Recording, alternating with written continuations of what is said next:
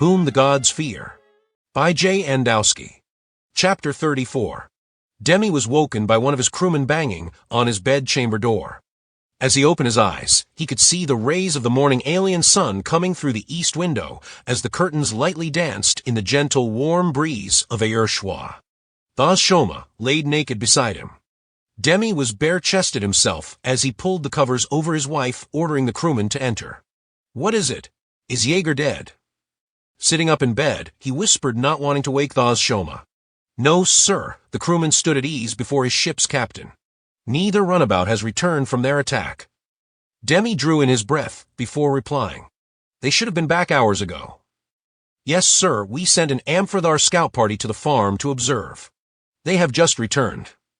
And Demi impatiently raised his voice, waking Shoma, who sat up also in bed, revealing her ample and perky breasts to the crewman. The crewman averted his glance from her bare chest. He forced himself to focus on Demi's angry, glaring eyes. Demi rose out of bed and powerfully walked towards him. The crewman unconsciously and nervously took a step backwards. They reported that both runabouts are smoldering wrecks to the west and east of the farmyard. The farmhouse itself does not seem to have been damaged at all. Demi could feel the anger swelling up inside him, but he already knew that this would have happened. He had no one to blame but himself. The shorter range of the antimatter rifles to the range of their pulse weapons negated their destructive advantage. He should not have succumbed to the pressure of his subordinates and his wife that insisted on attacking Yeager immediately. Send out riders to every regional overseer's and district possessor's compound 50 miles out. I want all their am-for-thars here. "Aye, Captain." The crewman saluted and left the room. Demi was surprised that Shoma just sat up in bed listening, not making any sound or gesture towards him. He slid on his shirt, took off his shorts, and replaced them with a pair of trousers that were draped over the back of a soft cushioned chair next to their bed. Shoma sat up more so in the bed and watched Demi dress before she finally spoke.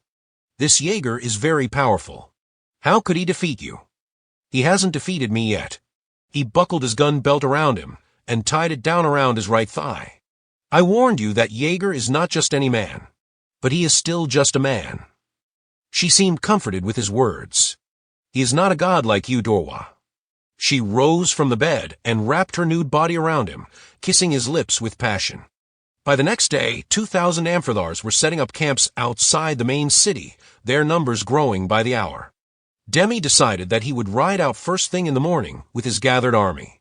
He figured over 2,000 am-for-thars were more than enough against only a single squad of interstellar marines. That same evening, Glen received another update from Captain Rubel. "We have finally repressurized the bridge and have begun repairs of the bridge's command systems." "That is good news." Glen responded to the image of Rubel on his 4-arm-com. "Bad news is there is no way we can repair the spooky com." "I was afraid of that. You lost the twin atom." "Yes, the twin atom with its Earth's counterpart was lost in the attack. As you know, there is no way to replicate it even with the 3D printers. Also, we will not be able to run the 3D printers until we can access the ship's computer. All our component specs are in the computer's memory. We lost the primary memory banks, but the backup banks were undamaged. We just can't access them yet until we repair the connections to them and the computer terminals. I just fear we may need a circuit board to access them that we do not already have on hand. The science labs have plenty of computer workstations. You can cannibalize them for needed parts." Glen suggested. Our computer engineers are already on that. So, we should have all the needed parts to get the bridge's computer terminals working.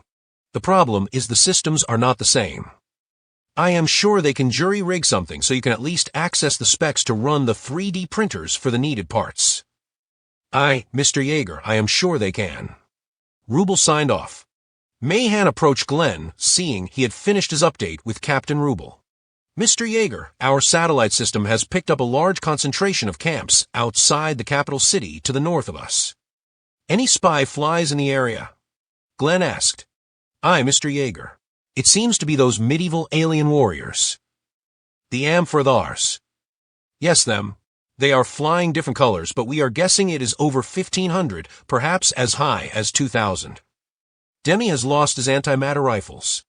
My guess would be he's going to use the am-for-thars to defend his position from us, or he may march on us.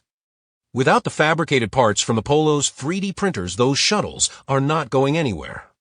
Mayhan responded to Glen, I do not see us assaulting Demi anytime soon. I agree, but he does not know that. Glen answered, I think we should prepare if they do march on us. If they did, how long before they could reach us on foot?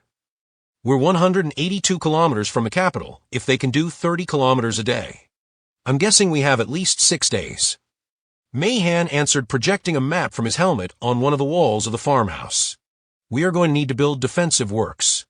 Your pulse rifles will not be enough to hold back that many. Why not just hold up in the farmhouse? We cannot lose control of the shuttles. Glen used his hand to enlarge the image of a homestead. We need to build 2 walls, both connecting from the farmhouse to the barn. That way we can defend the shuttles. With what? Mayhan asked. Grain bags? That many will just push them right over, it won't stop them. Perhaps we don't need to build an actual wall. We just need something that can slow them down, hold them up, so they can't rush us, giving us the needed time to take them out with the pulse rifles. We are not going to be any match to them hand to hand. Glen called over Specialist Stovall, who immediately approached Glen and Captain Mayhan. Yes, Mr. Yeager? I need you to ask Aroth if he has any coils of steel wire. And if not, does he know where we can get some? Aye, Mr. Yeager. Stovall went to ask Flora's father. What do you want steel wire for? Mayhan asked. Barbed wire. Yes, Captain. We can lay barbed wire coils around the homestead. Also, we can use small trees to make spikes to hold back their mounted units and punji sticks to slow down their foot units. The stone walls of the barn and farmhouse should be enough of a barrier to hold back the am-for-thars. From the images we have of their army, I do not see any siege equipment. I don't think Demi is expecting a fortified position. He most likely thinks their sheer numbers can steamroll right over us. Mayhan replied, shutting off the projected map. I am afraid if they march on us soon, we will not have enough time to prepare much in defensive works. We need everyone on it, including the science team. Glen answered. Stovall returned.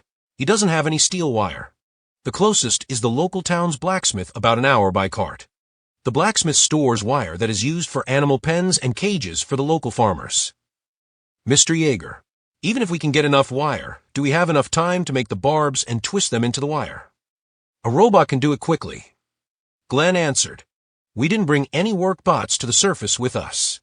They are all still up on the polo. Mayhan pointed out. There is Flora's teacher. Glen called out to Flora and technician Rosario.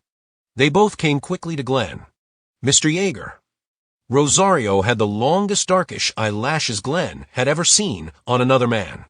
He was not very tall and had a computer geek look about him. Yes, Dorwa. Flora responded. Glen leaned down to her. Flora, how far is your school from here? Just an hour's walk. Why? Your teacher, the one that taught you our language, is still there, yes. Yes, Dorwa, it should still be there. We still have another week of classes. Before it will go to another schoolhouse. Glen strengthened himself up and turned to Rosario. Mr. Rosario, Flora will take you to her schoolhouse.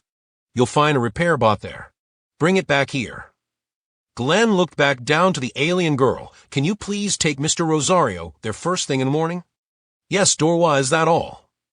Yes, Flora, you should get to bed. I need you to both go there at first light. The girl nodded yes and retired for the night. What do you want me to do with the bot once I get it? Rosario asked Glen. I am going to need you to reprogram it to make barbed wire. Can you do that? Sure. I'll start working on the code now.